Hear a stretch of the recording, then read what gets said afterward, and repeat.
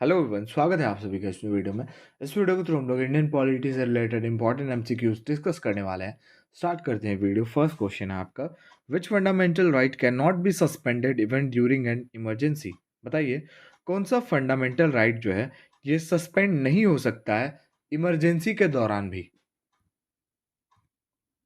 देखिए, right to life जो है ना, जीवन का अधिकार, ये इमरजेंसी में भी सस्पेंड नहीं हो सकता है। ओके,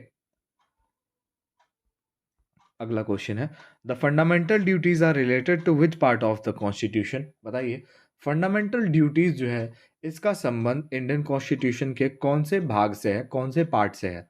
पीडीएफ के लिए आपको डिस्क्रिप्शन में टेलीग्राम का लिंक मिल जाएगा, आप ज्वाइन कर सकते हो। देखिए, इसका संबंध है पार्ट 4A से, और आर्टिकल की बात करें तो आर्टिकल 51A से ये रिलेटेड है। ठीक है, चलिए अगला क्वेश्चन है, the fundamental rights are related to which part of the constitution. बताइए, अभी हमने देखा फंडामेंटल ड्यूटीज जिसका संबंध था आर्टिकल तो 51A था ही, और पार्ट था 4A।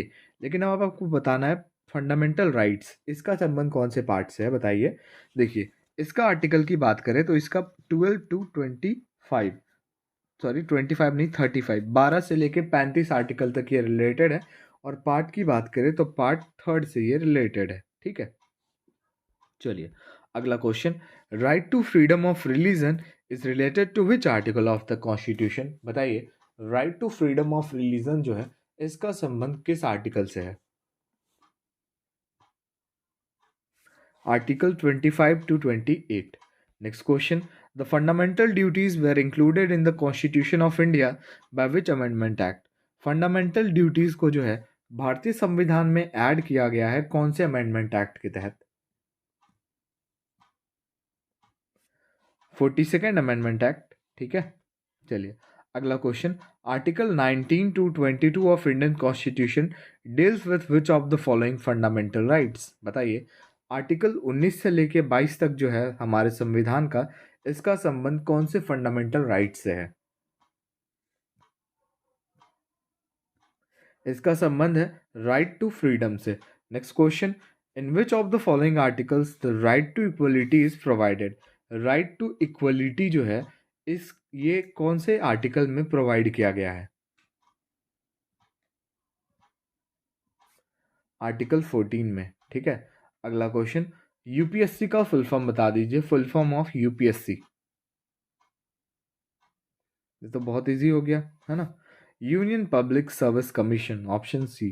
Next question, national emergency is related to which article of the constitution. बताइए, नेशनल इमरजेंसी जो है इसका संबंध कौन से आर्टिकल से है।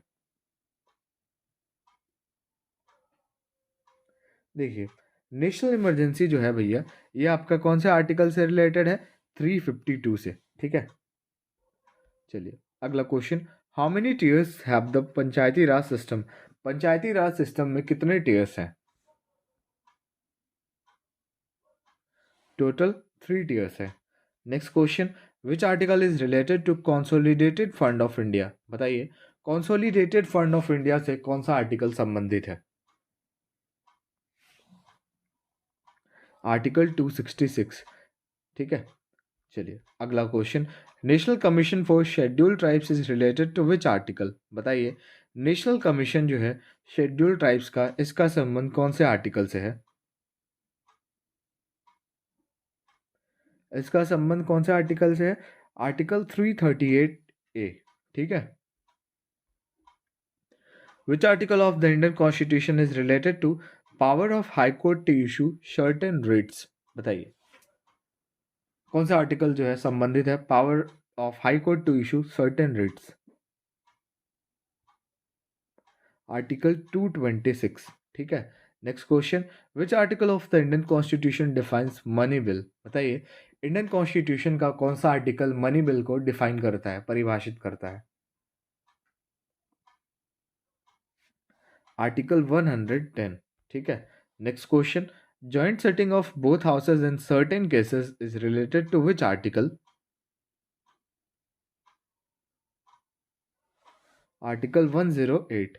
Next question, the pardoning power of the president of India is related to which article. बताइए, पार्डोनिंग पावर जो है क्षमा करने की शक्ति जो होती है राष्ट्रपति को, इसका संबंध बताइए कौन से आर्टिकल से है? कौन से आर्टिकल के तहत इनके पास ये शक्ति होती है पार्डोनिंग की? आर्टिकल 72 के तहत, ठीक है। Next question, the governor of a state is appointed by the president of India on the advice of, बताइए गवर्नर जो होते हैं किसी भी राज्य के राज्यपाल जो होते हैं, तो ये अपॉइंट होते हैं राष्ट्रपति के द्वारा, आपको पता है। तो किसके एडवाइस से ये होते हैं? ये प्राइम मिनिस्टर के एडवाइस से होते हैं, ठीक है। चलिए, the president gives his resignation to the, बताइए राष्ट्रपति जो है ये अपना रेजिग्नेशन किसको दे सकते हैं? Vice president. Which article of the Indian Constitution deals with the terms of vice president? Sorry, vice नहीं है, ओनली प्रेसिडेंट है, बताइए प्रेसिडेंट के ऑफिस के टर्म से कौन सा आर्टिकल संबंधित है?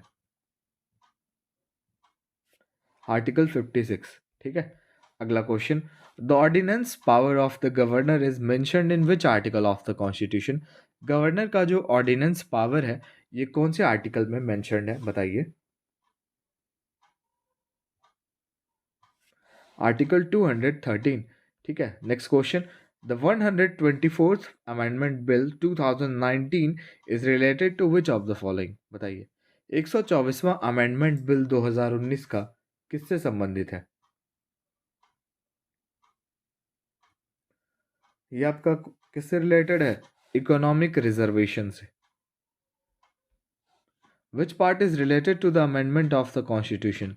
बताइए अमेंडमेंट जो है हमारा संशोधन, इससे कौन सा पार्ट रिलेटेड है? देखिए अमेंडमेंट से पार्ट 20 रिलेटेड है, ठीक है। अगला question, article 21A was introduced by which of the following constitutional amendment? Article 21A को जो है कौन से अमेंडमेंट के तहत इंट्रोड्यूस किया गया था?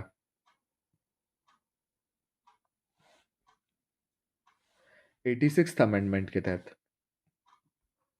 And the last question is, which of the following appointment is not made by the president of India? निम्नलिखित में से किसकी अपॉइंटमेंट जो है ये प्रेसिडेंट के द्वारा नहीं की जाती है? चीफ ऑफ आर्मी प्रेसिडेंट के द्वारा अपॉइंट होते हैं, एयरफोर्स के चीफ अपॉइंट होते हैं राष्ट्रपति के द्वारा, चीफ जस्टिस ऑफ इंडिया भी अपॉइंट होते हैं राष्ट्रपति के द्वारा, but speaker of Lok Sabha is not appointed by the president. So option number D is the correct answer. Okay, तो आई होप वीडियो आपको अच्छी लगी होगी। वीडियो अच्छी लगी और हमारे चैनल पर आप नए हो तो लाइक शेयर एंड सब्सक्राइब जरूर कीजिएगा। मिलते हैं नेक्स्ट वीडियो में।